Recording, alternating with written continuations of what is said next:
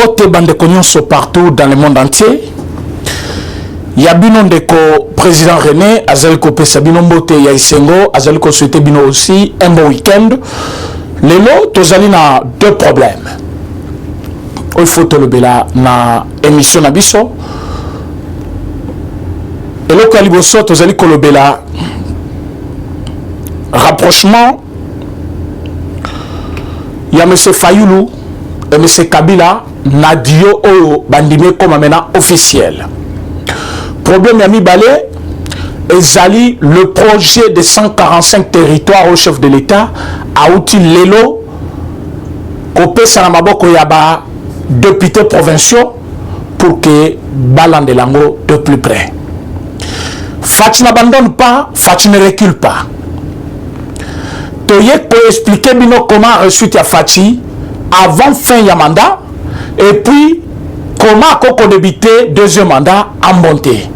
Donc yo mutu ozana ba idée contraire serait ba ceinture na yo parce que ba vérité belé ezali kobima awa. Commençons par le problème de M. Fayulu et M. Kabila. Toyebisa ki ba tebele ça fait longtemps que M. Kabila et M. Fayulu travaillent ensemble. Batubandima kate. J'ai vu même quelqu'un hier poster une photo. Il y a M. Kabila à lobby, M. Kabila, un homme à la hauteur, à Boya ba querelle na ba polémique nyonso, vraiment il faut l'applaudir. Na quatre réseaux sociaux na moni batupena ba lobby ya solo, à Boya polémique à lobakate. Kabila c'est un homme très dangereux, je le dis chaque jour. Kabila c'est un homme très dangereux. Sa présence ici en République démocratique du Congo, c'est un danger permanent. Pourquoi? Parce que le monsieur Alobakate, mais il fait travailler les gens. Il fait travailler l'argent aussi. Il a les instruments qu'il a largués sur le terrain, au Bakoko Sala en son nom. Yom Tozali Kozelomon à Kabila Fungoli, Manga Lobi, Kabila Kolobati.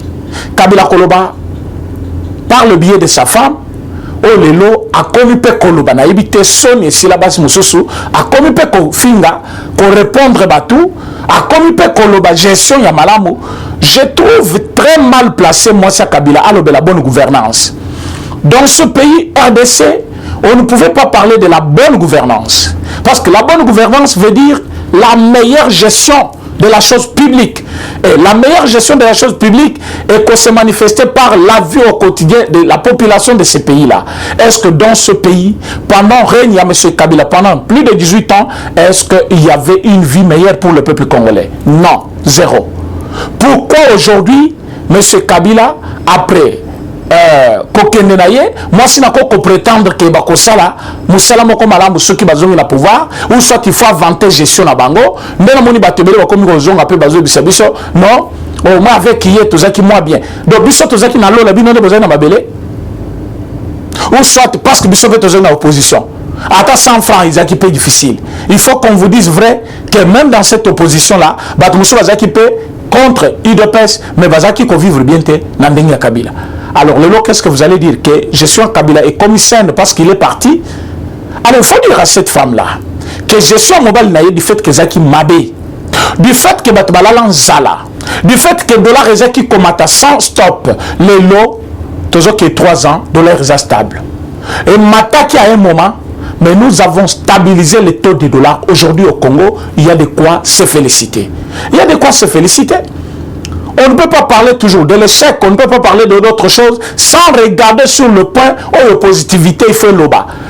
Kobanda 2001, Tozana 2022, 2019, ce qui botel au monde a Kembongo etikali entre 2020 et 2021, 2100 francs. Ça fait plus de 3 ans maintenant, ou 3 ans, que monnaie etikali na Towana. Très stable.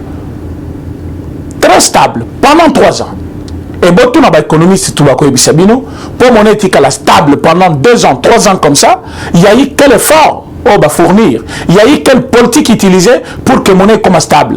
Ça, il y a un peuple. Il y a un peuple pris à ce moment mati. Mais il y a un motema mabe bazali, bazali comme biloko pour que batuba chef de l'État.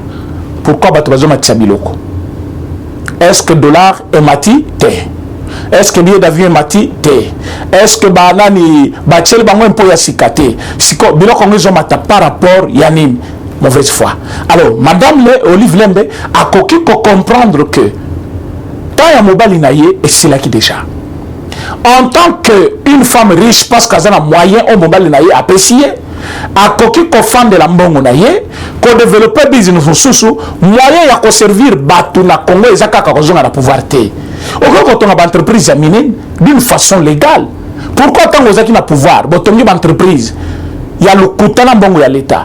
Avec bongo ya soumino boyiba kiwana. Le nom boko ça la peut entreprise moko légalement. C'est un conseil que je vous donne. Bon ça li pena entreprise lokola nani Donald Trump a salaki. Boko ça la peut dani eloko moko ya kabila na kombo na yepena boche botiki bato baye ko sala kuna ba congolais nso bozo ka ba vivre malamu wana ba ko vivre na musabo zo sala wana. Mais l'unique façon ya ko servir peuple et ça kozonga kana pouvoir te parce que vous avez eu cette chance là ya ko servir peuple pendant 18 ans bo sali yangote nazo kamoti le temps ba journaliste bazo epana yo ou kamati pepe c'est alamba ou pesi moi si alobi aza journaliste monsieur alobi aza comédien monsieur socio comédien ne so ginani azupe liputa na kina onaknai sans se poser la question pendant 18 ans ce qui a zaki ko pesanga chaque fin du mois liputa nenga zo pesanga lelo na lingana za bilamba boni et la Corée comme ça maison peut à côté ka bilamba mais elle n'a pas donné ça pendant règne na bango après règne maintenant il vous appelle.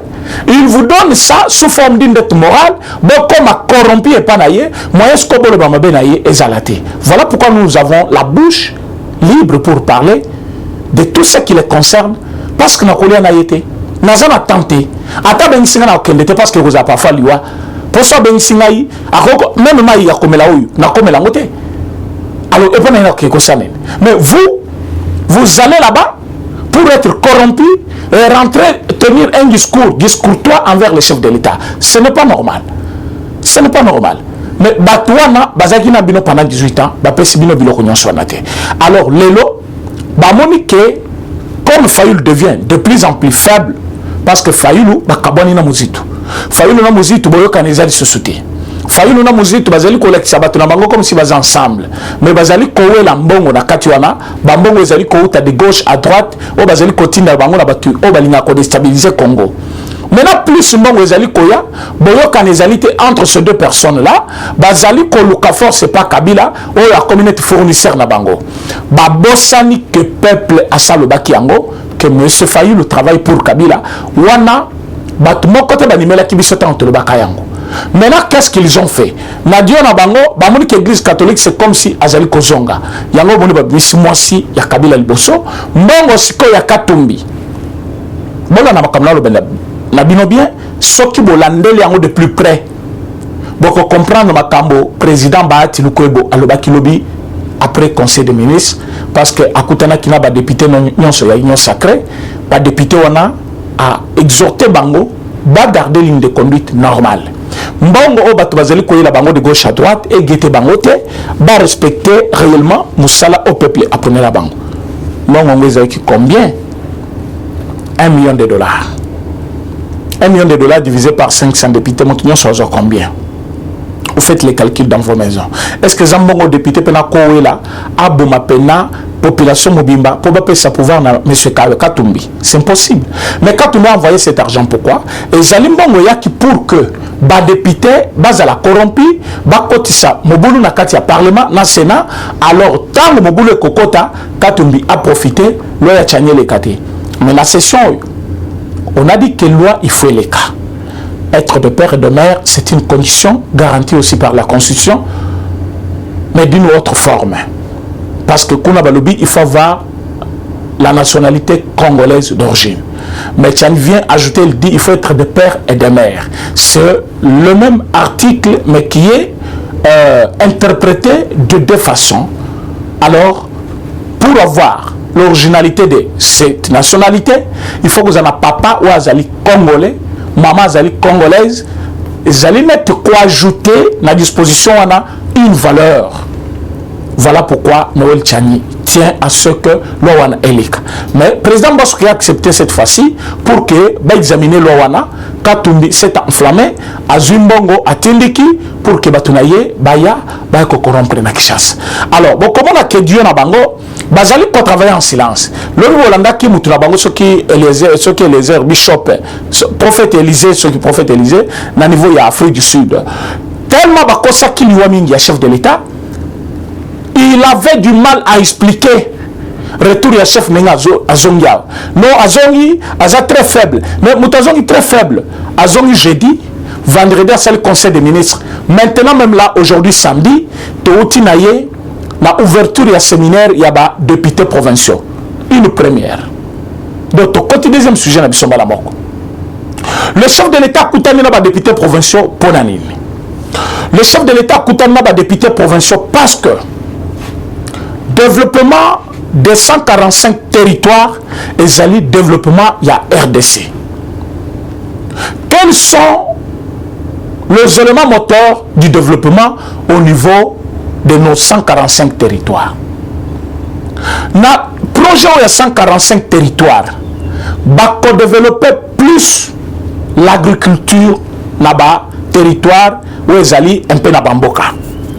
Il privilégier éducation ya bana na niveau yamboka parce que na niveau yamboka bana belé bazali ko kende classe té plus bazo zala suffisamment informé té moyen basal réellement o ezali comment on appelle kibomotu na bango mayele na bango intelligence na bango ezozalate baza limité alors que bazala compétence à kosakanate alors na ba intérieur na biso bazali plus que favoriser parfois mibali bazali kotika bana basi alors na projet à 145 territoires bako marteler sur cette histoire là au moins dans chaque territoire dans chaque village bazala na école ya l'état oyo depuis l'éducation de base bana bakotanga gratuitement tango kokota na humanité tu es déjà âgé papa na yo pas zali ko sala parce que tant le projet zali ko kota na mboka vraiment bande ko ngai ce qui tu analyser bien c'est tout ce qui nous manquait dans ce mandat du fait que chef de l'État a tchepena makani senelo kwana j'ai vite compris que zamba pe sabat sagesse mais oya fatiza lokola Salomon dans 145 territoires na biso imaginez-vous chaque village une école, chaque village un centre de santé, chaque village une maternité, maison territoriale batongi quand même maison ya bien na bari nyonso ya mboka basali banzela bache makadam mais batu bakoza na besoin ko kaka na Kinshasa te batu bakoya kaka na Kinshasa te même ya bato bazali ko ya Kinshasa bazali ko wela bote Mwinda, malgré batika ngo salité, alors ce qui est que Mwinda, ezali kolanda eti na mboka. Aza na télévision na ina mboka, azali komona makambo ezali koleka na Kinshasa. Azali na mboka, ayebi ke akoki kolanda cours en direct par le moyen de l'internet awa na Kinshasa. Azali na mboka akolanda ngai ndenge nazali ko expliquer makambo boyi directement na téléphone na ye, soit na télévision. Moutouana akozana besoin ko toni Kinshasa te.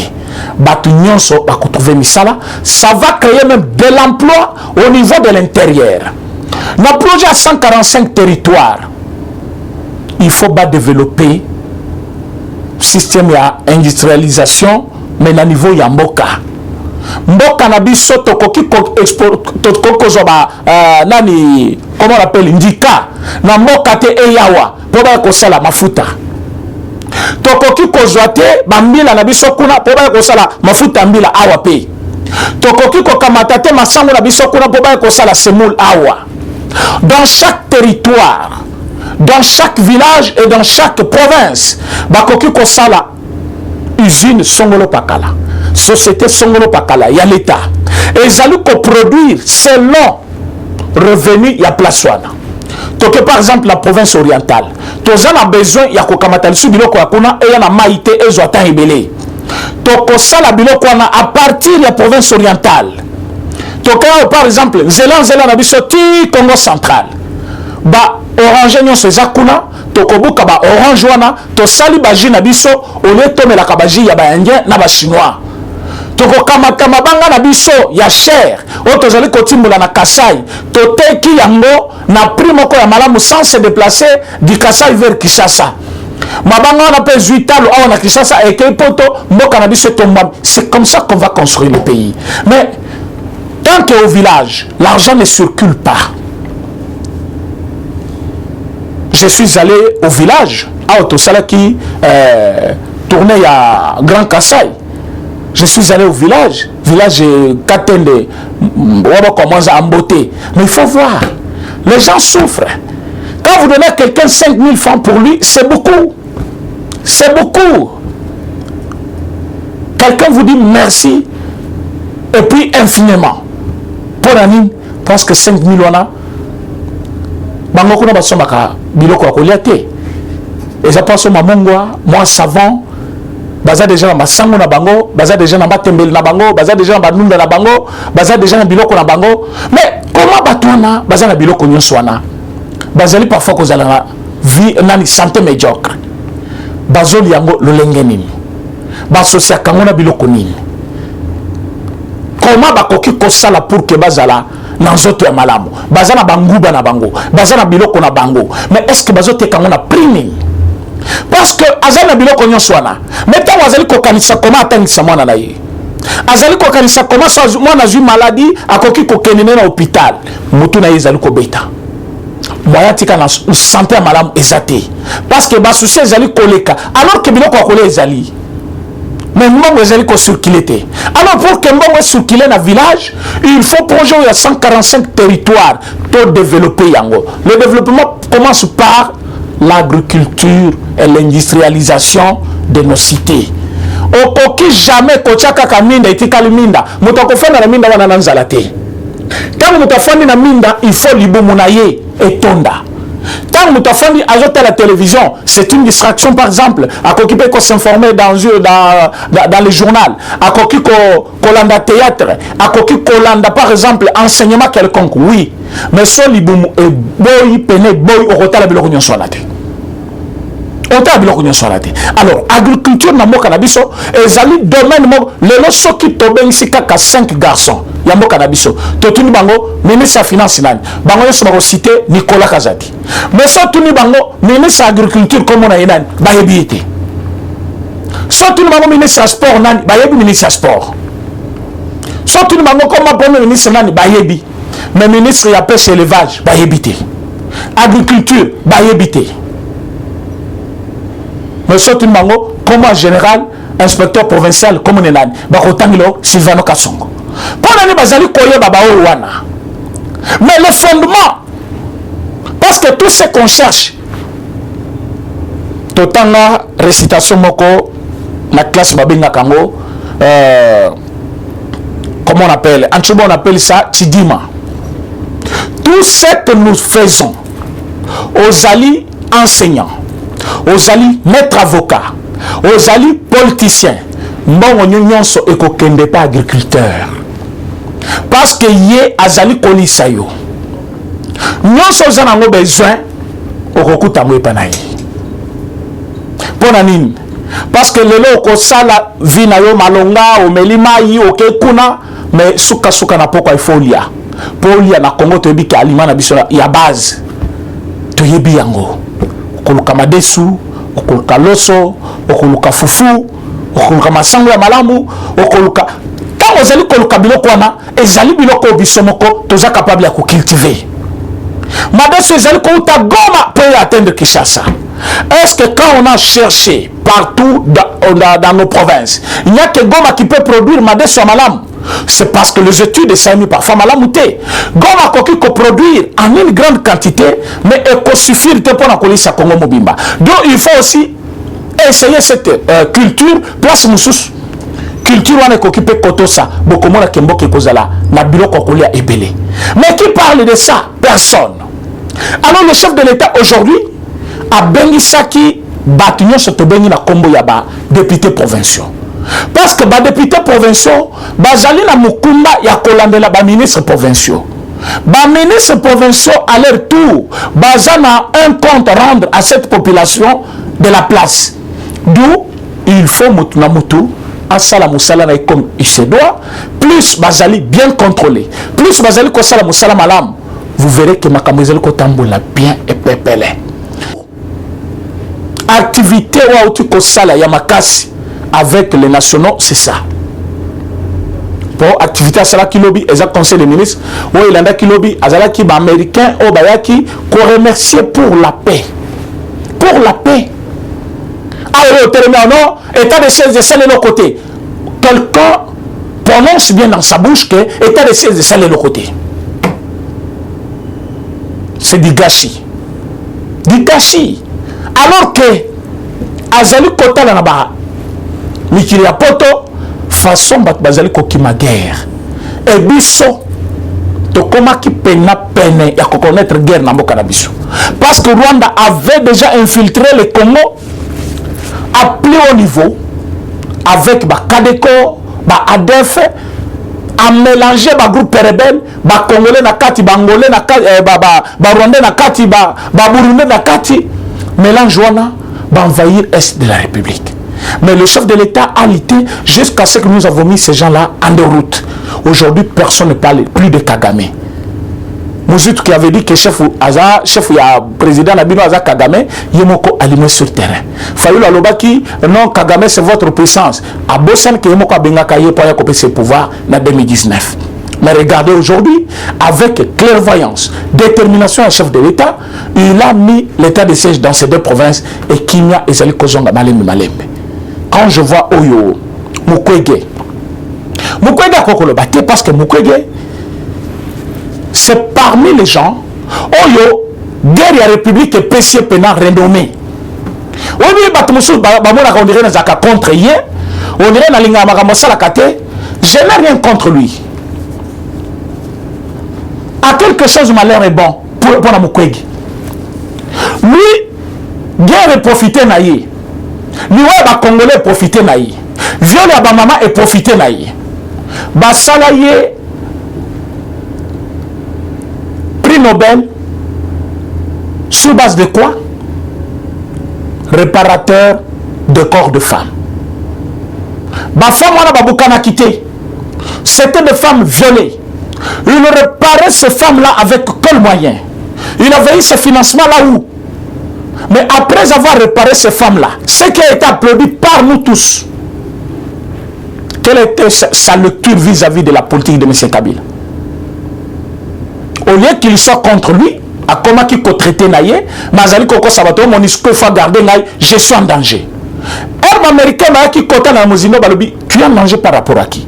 Parce qu'on te voit avec lui. On sait ce que vous causez. Nous sommes au courant de tout ce que tu fais avec lui.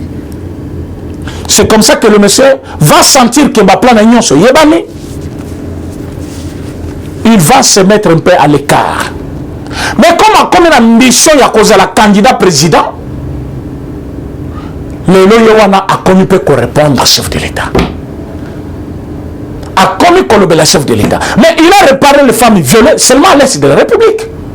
Naguère y a comme une sapou, il sait combien on a violé des femmes. Est-ce qu'il a déplacé quand même ses services pour traiter aussi Batouest? Il y a Kassai. Je ne pense pas. Les gens chassés par l'armée angolaise, comme la Kaboumou, Zalekoti, Bana, Basi, Bamama, se donner la prostitution. Bamala diandenge na dengue. Viole Koti. Mukwege n'a jamais dit un mot pour les gens du centre. Est-ce qu'il est bon citoyen? Je me pose la question.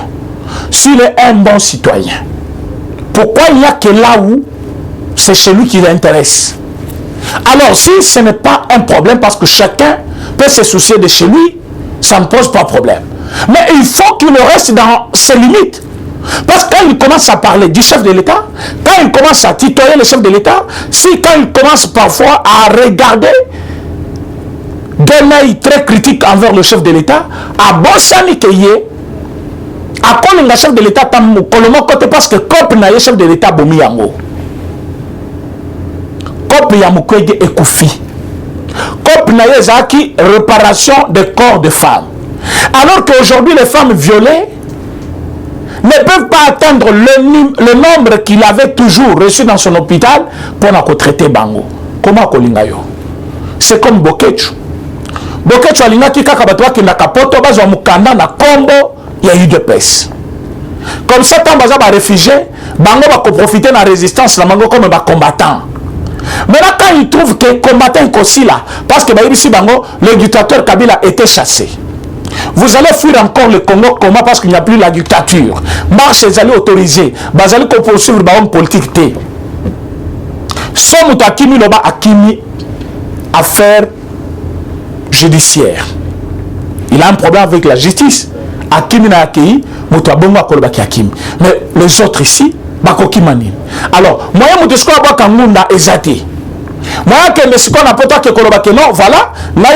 Parce que le président Kabila, le président ya Congo, Ezati, le président Tshisekedi, c'est un président très doux, un président démocrate, un président qui ne pourchasse jamais quelqu'un parce qu'il a les idées contraires à sa vision. Alors, tu n'as pas raison de nous demander quand même les documents ici. Alors, comme tellement Koufi, c'est comme ça, Mukwege. Mukwege, comme Koufi, parce que moyen, à ça, les sous mon commerce, il y a corps, il y a bassi, et ça, les sous-soutés, parce que, à cause de ça, diminue sensiblement. Parce que bateau va comme ça la viole lelo bazali batomboki oyo bazali ko profiter na situation ya insécurité ou ezana ba territoire un peu lointain oyo armée nationale azali kolandela tiskopo abuka bango bato wana bazali ko profiter place bato bazali belete a violer maman ya bato nzela, ce qui nous fait très mal. Mais Mukwege ne part pas partout là pour récupérer ces gens-là. C'est l'État congolais qui s'occupe de tous ces accidentés-là, ces victimes-là, pour recouper sa bango quand même, mais ces gens ici vont retrouver peu audace Yakobanda Koloba. Alors que le chef de l'État s'efforce. Bokende na ba intérieur ya mboka na biso. Parfois bozaka na Kisasa. Soki okiti intérieur ya mboka, okomona nombre ya bato bazali ko souffrir. Donc comprimer oyo po azwa yango. Parfois, on a la cotisation de la famille. Et puis, distance, boni bato bazali kolungwa pour bazwa kis na pharmacie. Les gens quittent par exemple distance à kolungwa awati maluku pour que kosomba kis na pharmacie. Na centre de santé. Mais si ko yo mutuana, tant que distance à bongo, ce qui mutuaza qui na douleur et que dans une heure du temps azuki cité à kokufa, yango bato bazali kokufa na mboka ebele et que bato bazali kolobela kindoki pourtant ezali kindoki te bato belé bazali kokufa parce que bazana traitement à malongate. Mais le chef de l'État lance quand même la santé pour tous. À lobby il faut que bato tout bas à la traiter. Et à un moment donné même il avait parlé de gratuité même de santé. Oh yo gratuitement to koki ko kenelango mais bato wana pour ba comme place d'abord ba koki ko se faire soigner, c'est ce qui pose un grand problème. Mais aujourd'hui, quand les gens pensent que projet à 145 territoires, bâti que l'ango ministre intérieur, soit pas sango batuboyi, ce n'est pas ça le cas. Le chef voudrait que yo tata, yo mama, ozali ko fanda na mboka. Oyebi ke bazali ko tonganzela. Ko sala lokola wo basala kana Kisasa te. Ameli bouteille ya mai abwaki na caniveau. Azui poubelle a profité pour les bêtes à boire qui biloko na balabala. Ye azolamba biloko na ndaku place ko boka salité na nyonso eza na kati ya nzela. Soki batu ba komi na niveau ya ko comprendre ki plus bazo cha biloko na ba niveau ezali ko boucher banzela mai ezali ko zonge luki ba inondation e buki banzela moyen banzela umela ezate. Boko mona ki conscience wana soki koti même propriété kokota yango moko. Propriété kokota yango moko. Soki ba maman au bazana village. Bazu place à kobanda ko sala bilanga, l'état zali ko supporter bango azo futa bango. Mama ke bilanga ba futi mbongo. Mbongo na zongi nango asomi savon na ndako, asomi mungu, asomi mafuta. Bilanga na tango produire l'état tekeli bango mbongo wana nani biloko wana na moins cher. Vous verrez que na village vie kozala. Bato bakotonga bandako bana bakotanga ba université na ba province et pasi ebele kosila pona kosisa pasi wana pauvreté wana il faut développement banda na ba territoire il faut développement banda na bamboka mais pour que développement ne banda il faut batu ya motema malamu oyo bakozo misolo ya l'état te kochaka na ba poche na bango toboyi moyibi ezaka na couleur politique te lo bajila lingeti. Le prédateur pense que ceux qui ont bazali batu à gauche ou à centre, c'est-à-dire aux alliés soit mutu ya union sacrée, aux alliés mutu à PPRD na opposition, aux alliés mutu à failli na opposition. Alors, le sangana batu société civile, bobu nisaka IGF. Biso toyebi ke nani ijila lingeti. Azali mutu quand il fait des bêtises na le kaka wana lobaka. Quand il avait donné l'argent à ba journaliste wana lukuta wana na lobaka ngwao. Alors, ceux qui le know nazali côté mais la batouana parce que ma communauté kosangana po ba affaiblir IGF pour la nini balingi koyi ba misolo à l'état et kota kana ba poche na bango ba bosali ke misolo à l'état il faut saler la mboka.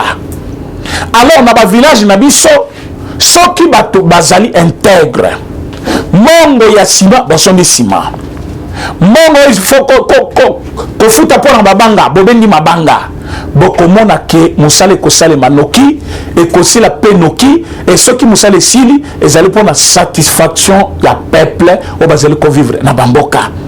C'est comme ça le projet de Félix Antoine Tshisekedi Tshilombo. Projet ayaki nango yango wana. Tozali koyebisa bandeko nyonso partout dans le monde que politique ya Congo le côté côté belé. Bon, mon aki Jean-Pierre Mbemba lelo na président Félix Tshisekedi na palais du peuple. Mbemba azali sima ya Félix Tshisekedi alingi bayokana, il faut ba travailler. Mbemba pense que ce n'est plus le temps, il y a division. Mais Katumbi, Fayulu, Muzitu et puis Batumususu na balisanga bonganga, bango basangani liboke pona kobundisa chef de l'État. Boko tana rythme ya batu ya motema mabe wana te ba dongolo misu o bazaki koluka liwa ya chef de l'État. Pourquoi bazaki koluka liwa ya chef de l'État? Pona bango il fallait ba anéantir chef de l'État ninga kendaki na voyage contrôle abe la sorte akufa bango bazo pouvoir na makasi ba partager bambongo na bango. Mais même a choisi la bonne part. J'étais vice-président. Je suis président, il y a parti ya monene. Il y a quelqu'un au pouvoir qui me considère, on peut travailler ensemble. Mbemba est prêt. Bah, comme il est intoxiqué, aux alages, il faut récupérer le pouvoir. Tant que bazali kokenina message wana, tozali koyoka yango. Mais cette fois-ci, tokoti ke la mutalo balisu buzoba, ninge bozali ko le bango na ba médiaté. On va vous arrêter. Le chef est revenu, mais il a donné de grandes orientations. On ne va pas vous laisser. Bon, intoxiquer le peuple n'a nous plusieurs fois. Pour Baïna, Félix Tshisekedi. Mais maintenant, comme nous connaissons votre jeu, vous serez tous arrêtés comme un chef Nabino Kabila. Naïe même Olive Lembo, la sortie médiatique naïe, aïe qu'elle s'expose parce qu'elle parle trop pour ne rien dire. Bien que nous Zali Koloba et Zali Biloko, Toyoka Yoka Bazaki na pouvoir depuis 18 ans, et changer le côté. Bah maman ya comme au pesa maputa, le pesa maputa il y a de cela 3 ans. Azaki au pesa bangote. Quand il y a une fois pesa bango, bah vient comme komata kokita partout là. Et bon tout na combien de fois qu'il y a Équateur? Combien de fois qu'il y a qui Matadi? Combien de fois qu'il y a Kassai? Quand on a sorti Moujimaï, Azana Bibisika Kendak. C'est le tribalisme. Elle a fait ça trop. Et aujourd'hui, Alina Bandaliso Koloba n'importe quoi contre le chef de l'État. Bande Kobalandi, Oyo so Azali, Sima, chef de l'État, tous ensemble. Bino Batoboza contre Ye, Bokoguta Nabiso, Lanliboso Labino. Tokoti Kalabino tenté. Pouvoir Tozanango, Kobanda Lelo, 2023, tu gagné deuxième mandat, toujours que bon jusqu'à la fin. Oyo Amoni que Ezali Kosoye est allié. Biso est allié, nous devons quand même construire la République. On ne va pas laisser une république qu'on a trouvée en lambeau, tobandi construction nango, bino bozali koya po boya kobebisa. Tokolinga ngo tamokete. Donc il faut que la batouana tenter. Sobi te ozanga mofachi, kotiki la bango tenter. Vraiment na souhaiter bino bon week-end na mabota na bino. muke tozaki nango pona lelo yango wana tozali kosenga bino bozala régulier ya kolanda biso na ba page na biso Facebook na compte Twitter na ngai bokokoma René Tchasouma okomona compte Twitter na ngai place tozali ko communiquer na bino à tout moment bo s'abonner pe na Lokito Congo Télévision bo s'abonner na ba chaîne nyonso oyo tozali ko sala comme Rumeur du Congo bozala plein ya kolanda biso nzamba pombola bino merci beaucoup.